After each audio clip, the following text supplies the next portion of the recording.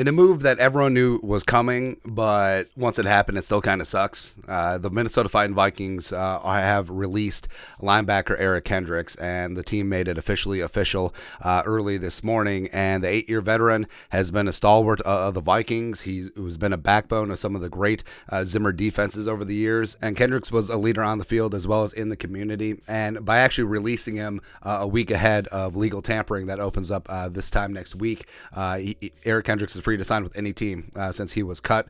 So the Vikings actually did him a solid, getting him a head start on open free agency, which starts next week. And also, since he was cut, a lot of people asked this, since he was cut and did not have an expiring contract, he does not count as a positive for the Vikings in the compensatory pick formula. And again, it kind of sucks, but the business is the business. And yeah, the Vikings free up $9.5 million in cap space by moving on from Kendricks this offseason. And yeah. Like I said, there's going to be a lot of cuts like this offseason, a lot of very awkward conversations where the Vikings have some aged veterans on some bad contracts and they got to free up cap space. But even when it happens, even though everyone knew that it's the right decision, and even though everyone knows that it's going to happen, it's still kind of weird, man. But, came in as a second-round pick, 2015.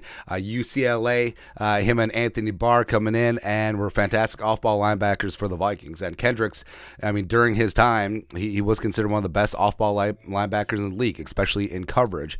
But he is 31 years young, and even though he was a first-team All-Pro in 2019, also that was the season he made his only Pro Bowl, 919 career tackles for the Vikings, 6 on the all-time list, 15 career sacks. Also in coverage, stud. 2 pick sixes, 9 total interceptions, 51 passes broken up.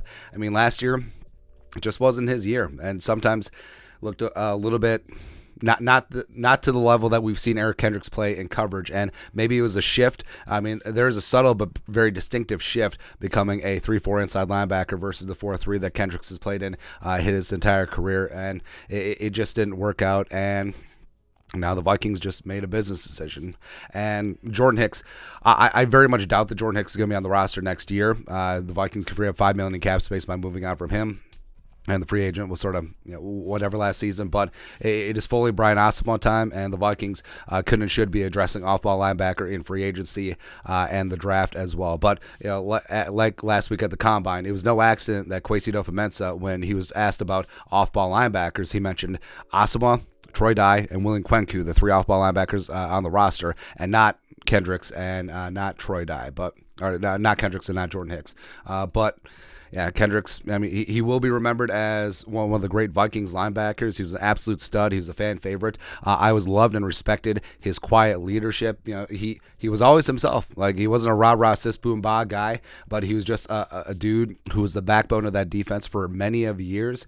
And, he's a guy that has a lot of varied interests. Like, he's a YouTuber, recently got married. He's going to be a father, so, respect there. And obviously he still has some talent. I think that he could bring something to another team, but also maybe he's opening a new chapter in his life, and maybe it's time to move on.